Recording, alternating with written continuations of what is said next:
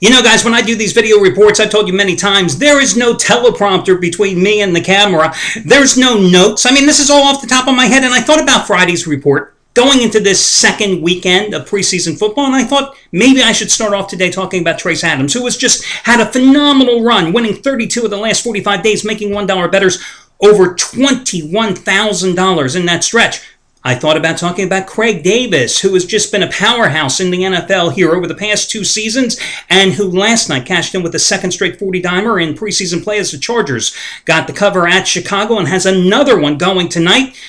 I thought about perhaps getting back on my bully pulpit and once again preaching to you about the value of buying the half point when the line crosses 3, 4, 7, and sometimes 10, because it paid off again last night, especially for Shawn Michaels, especially for Scott Delaney and their followers, because they were on the Baltimore Ravens last night. Ravens played miserably at home for the first 3 quarters against the Atlanta Falcons, but then somehow come back and win that game by 4 points, laying 4 to 4.5, and buying that half point, buying the insurance pays off because it turns a loss into a push. It turns a push into a win. I thought about talking about all these things today, but then, guys, there was something very pressing that came across my desk today, and it's a little bit disturbing, and I want to use this video to share it with you, to get it off my shoulders, perhaps put it on yours. The season 4 opening show of Duck Dynasty set a new cable TV record for a nonfiction series with 11.8 million viewers. What is wrong with America? I'm telling you right now, it's too many people, 11.8 million of you apparently, watching Duck Dynasty. Seriously, what happened? I mean, this is the start of season number 4. What happened in the past 3 years? Did everybody, you 11.8 million, did you just fall out of bed and suddenly say, my God, I got to know about those duck calls? I mean, are you that drawn to the characters? I mean, seriously. You know, I was hospitalized a couple of weeks ago, spent a lot of time in bed for a week and a half. I mean, I was desperate to watch anything on TV.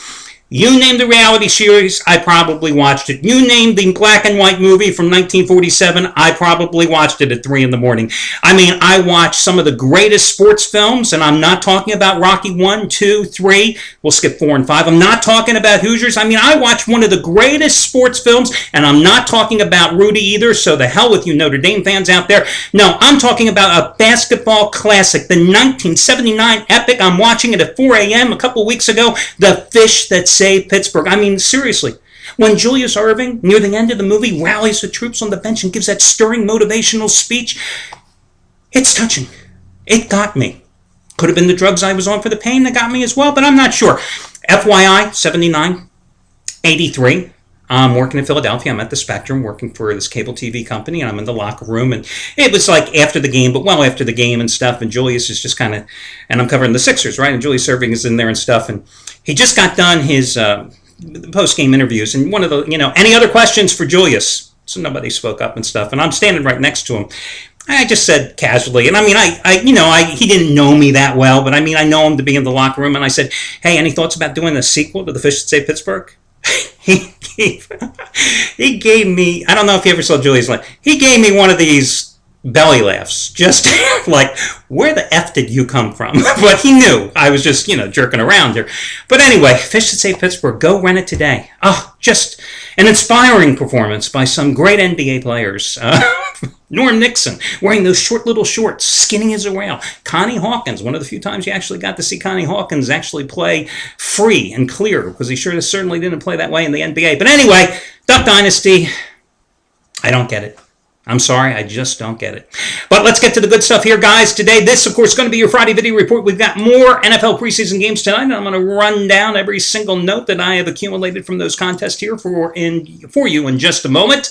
And, of course, today, in a serious vein, today is going to be the Charity Play of the Week. Charity Play of the Week winner number 17 out of 23, in fact. I started the Charity Play of the Week program 15 months ago, and in that span, I've given away almost $2.5 million worth of action for free. But on a quid pro quo basis, when the play wins and I have asked you to make a donation, whether it's anonymous or not, is your choice. Whether it's $1, $100, it's your choice. I've asked you to respond and help others in times of crisis and times of need.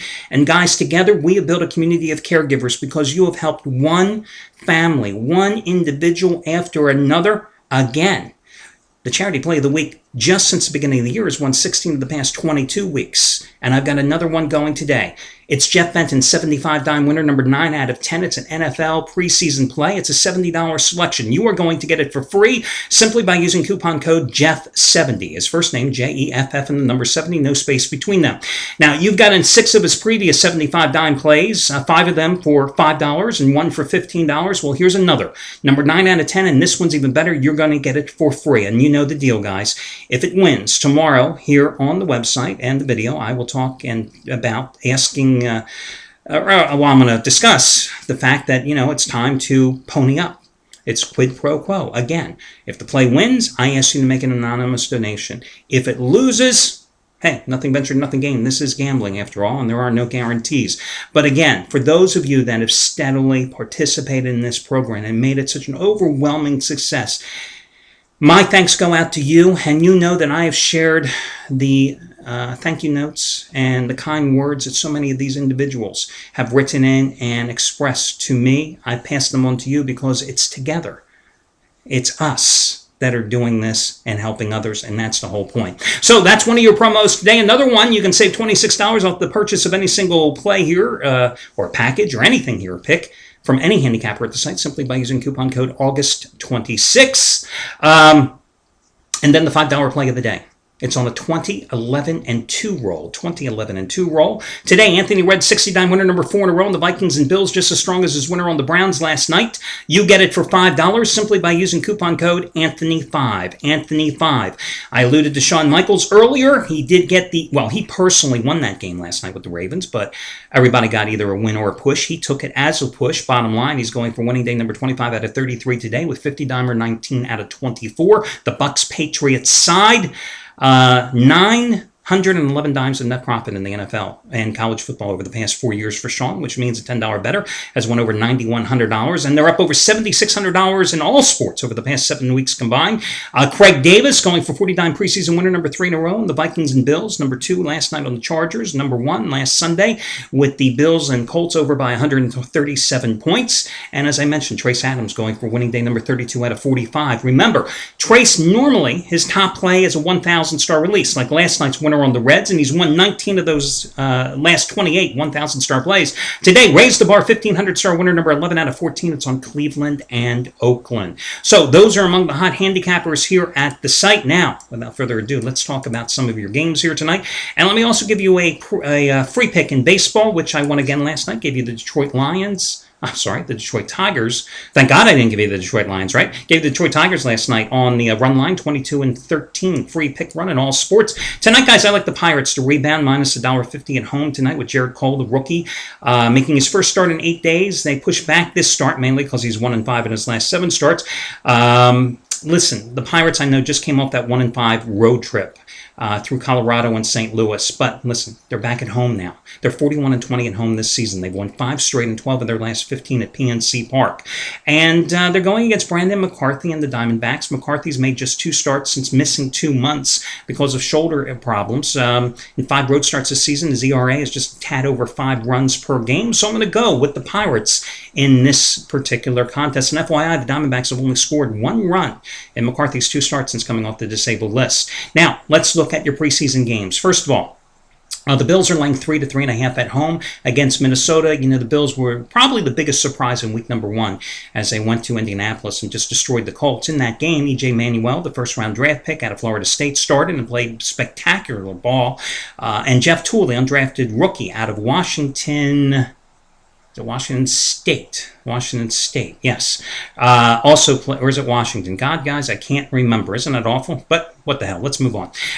He played great as well. But listen, tonight it's Kevin Cobb's turn because Cobb missed the season opener because of a death in the family and also because he had a sprained knee. He is going to get the start tonight, and then E.J. Manuel is going to come off in relief. And as I said, Manuel was great, 16 for 21, 107 yards, 1 touchdown against the Colts last week. As for the Vikings, they lost 27-13 at home to Houston last week. Christian Ponder only played 2 snaps 1 for 2, and one of them was an interception, okay?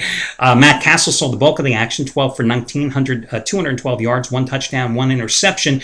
Ponder's going to see a little more action, as most of the Viking starters will tonight, probably playing the first quarter at least. Adrian Peterson and a number of other starters from Minnesota did not play in week 1. And Peterson, listen, Leslie Frazier has said he's either going to play tonight or he's going to play in game number 3. So who knows? And as I said, the Vikings starters at least 1 quarter in this one. Keep in mind the Bills, although they had those offensive exploits last week at Indianapolis, still missing their starting wide receivers, Stevie Johnson and T.J. Graham, both out with knee injuries. No real opinion on that game. Leaning a little toward the Bills because of the advantage in terms of quarterback play and the fact that they have the home field advantage as well. New England is playing Tampa here tonight at home, and the Patriots about a 3-point favorite. Now remember, these two had a joint practice camp this week, and of course, the big news was Tom Brady suffering a minor knee injury. But listen, he did take all the first-team snaps yesterday in practice. Now, there's always a chance that they hold Tom Brady out tonight. Wouldn't be the first time Belichick's done something like this, but the thing you like about the Patriots is the backup quarterbacks. Okay, even if one of them's Tim Tebow, okay? As for Tampa Bay, listen, they lost 44-16 at home to the Ravens last week, laying 3.5 points. Trust me, I know I was on Tampa Bay in that game. Josh Freeman, 4 for 7 for 34 yards, and the starters and Freeman are expected to play about the first quarter tonight. Meanwhile, Mike Glennon, the rookie out of NC State, who was 11 for 23, 169 yards and 1 interception against the Ravens, is going to play probably quarters number 2 and 3 for Tampa. Patriots just shredded Philadelphia's defense in their opener for a 31-22 road win. Their ground game was unstoppable. Stevan Ridley had 92 yards. LeGarrette Blount had 101 yards in that contest. I lean toward New England in that contest. I would go with the Patriots in here. I just don't think that much of Tampa Bay, guys. New Orleans and Oakland, of course, I can't really tell you too much about because that's going to be my pick in this particular contest, but both teams are coming off wins in their openers. Saints beating Kansas City at home 17-13. Meanwhile, Oakland took care of business against Kansas City, beating the Chiefs in that particular contest for their season opener. Of course, the quarterback rotations here tonight. For New Orleans, it's going to be Drew Brees and the starters probably playing the first quarter, but last week, Brees gave way to Luke McCown, who had a great game, 18 for 28, 216 yards, 2 touchdowns, 1 interception. But McCown is battling Seneca Wallace, who missed the opener because of a groin injury for the backup quarterback job. Now, Wallace is going to probably play the second and third quarters tonight in relief of Brees. So that's something to consider. As for the Raiders, they did beat Dallas. I'm sorry, I said they beat Kansas City. They beat Dallas 19-17 at home. Matt Flynn, 4 for 5 for 78 yards and 37 yards. Meanwhile, Terrell Pryor, 6 for 10, 88 yards, 1 interception. Matt McCoy, the former Penn State quarterback, the rookie, 4 for 7, 78 yards. They even played Tyler Wilson a little, 3 for 6 for 28 yards.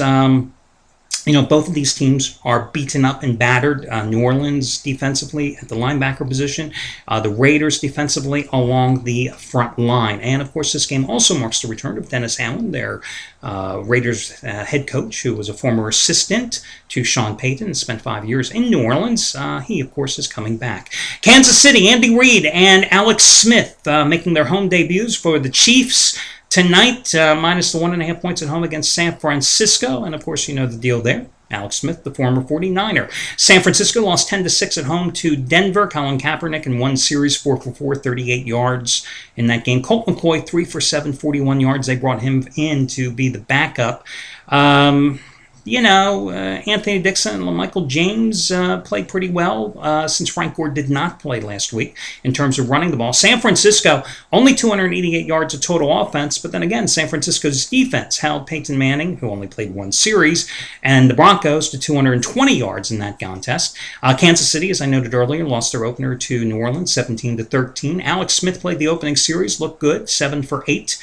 Leading a 14-play, 80-yard touchdown drive.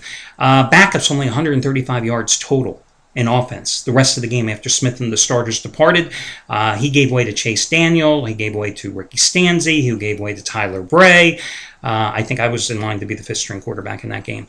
Jamal Charles nursing a foot strain, probably not going to be playing tonight for KC. But I'll tell you what, I think this, it's an interesting dilemma here because Andy Reid has never, as we saw in all his years in Philadelphia, really given much care about winning preseason games. But new quarterback, new team, trying to turn around a losing franchise, first game at home.